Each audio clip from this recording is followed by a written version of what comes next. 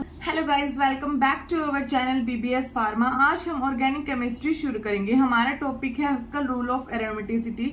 तो चलो शुरू करते हैं। हक्कल रूल ऑफ एरोमेटिसिटी, ये जो रूल था वो जर्मन एक साइंटिस्ट थे हक्कल, उनके नाम पे पड़ा। उन्होंने ये रूल दिया था 1931 में। हक्कल ने जो ये रूल दिए थे वो जो एरोमेटिक कंपाउंड्स हैं उनको आइडेंटिफाई करने के लिए दिए थे, ताकि हम पता लगा सकते कि ये कंपाउंड एरोमेटिक है या नहीं। तो उसके लिए कुछ क्राइटेरिया उन्होंने बताए थे, कुछ पॉइंट्स थे जो अगर कंपाउंड एरोमेटिक है तो उसे फॉलो करने चाहिए। Aromaticity is basically decided by हक्कल rule. जो हम किसी भी कंपाउंड जो एरोमेटिक कंपाउंड है उनकी एरोमेटिसिटी हक्कल रूल से ही डिसाइड होती है। जो एरोमा वर्ड है, एरोमेटिक के लिए हम एरोमा वर्ड से डिराइव हुआ था, जिसका मीन्स है ओडर या स्मेल। इनके अंदर अच्छी फ्रेग्रेंस आती है, तो इसीलिए ये क्या है, परफ्यूम में भी यूज किए जाते हैं। जितने एरोमेटिक्स कंपाउंड हैं वो सब परफ्यूम वगैरह बनाने के लिए यूज किया जाता है, क्योंकि इनके अंदर एक अच्छी फ्रेग्रेंस आती है। जितने भी बेंजीन या उसके डेरिवेटिव हैं वो सब हम उन्हें एरोमेटिक कंपाउंड बोलते हैं। In order to be aromatic a compound must be fulfil the following criteria given by Huckel. Compound should be cyclic. जो क्राइटेरिया है उसमें फर्स्ट है the molecule must be flat और प्लेनर, यानी कि जो मॉलिक्यूल है वो फ्लैट होना चाहिए या प्लेनर होना चाहिए, यानी कि sp2 हाइब्रिडाइजेशन शो करते होना चाहिए। देन सेकंड पॉइंट है कि compound should be cyclic.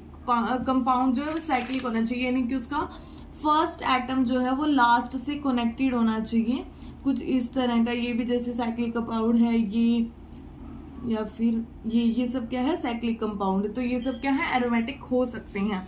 Next क्या है कि there should be delocalised electron clouds and conjugated, यानी कि इसके अंदर डीलोकलाइज्ड जो इलेक्ट्रॉन है वो यहाँ से यहाँ ऐसे मूव करते होने चाहिए कि वो मूवेबल हो। और अगर हम कंजुगेटेड की बात करें तो वो इसको फॉलो करना चाहिए, पाई सिग्मा ये ऐसे, यानी कि मान लो यहाँ पे पाई है, देन सिग्मा, फिर यहाँ पे पाई, फिर सिग्मा, ऐसे ही वो फर्दर चलता होना चाहिए। अब मान लो जैसे कि ये कंपाउंड है, यहाँ पे पाई सिग्मा सिग्मा, तो ये क्या है, एरोमेटिक कंपाउंड नहीं है, ये एरोमेटिक कंपाउंड है। देन उसके बाद बात करें लास्ट पॉइंट जो सबसे इंपॉर्टेंट है, total number of pi electron in the molecule should be 4n+2, यानी कि पाई इलेक्ट्रॉन जो हैं वो इस इक्वेशन को फॉलो करके ये इक्वेशन होनी चाहिए। यहाँ पे जो n है वो कोई भी 0 से लेके 1 2 3 कोई भी नंबर हो सकता है, ऐसे 3/4 1/2 ये नंबर नहीं होने चाहिए, तो वो कंपाउंड एरोमेटिक नहीं होगा।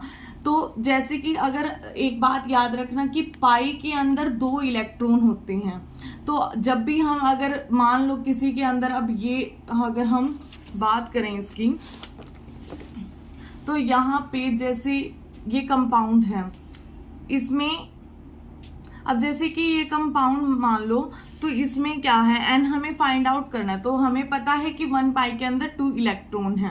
यहाँ पे 4n+2 इज इक्वल टू पाई, हमने ये इक्वेशन डाली। उसके बाद यहाँ पे कितने हैं, पाई 2, तो यानी कि एक पाई के अंदर 2 इलेक्ट्रॉन होते हैं, तो 2 के अंदर 4 हुए, तो पाई की जो इलेक्ट्रॉन है वो 4n+2। जब हम इस वैल्यू को सोल्व करेंगे तो 1/2 आ जाएगा, जो कि एक नेचुरल नंबर नहीं है, इसीलिए ये एक एरोमेटिक कंपाउंड नहीं है। अगर हम बेंजीन रिंग की बात करें तो 4n+2 हम इसमें पुट करेंगे, तो यहाँ पे क्या है, 3 पाई बॉन्ड है, तो यानी कि 6 इलेक्ट्रॉन। जब हम इस इक्वेशन को सॉल्व करते हैं तो n की वैल्यू आती है 1, यानी कि ये हक्कल रूल को फॉलो करता है, तो ये बेंजीन एरोमेटिक कंपाउंड है। जैसे कि अब ये मान लो यहाँ पे क्या है, डीलोकलाइज्ड अब इलेक्ट्रॉन अब्सेंट है, तो ये भी एक एरोमेटिक कंपाउंड नहीं है। इसी के साथ आपका ये टॉपिक कंप्लीट होता है। आई होप आप सबको समझ में आया होगा। Thank you everyone.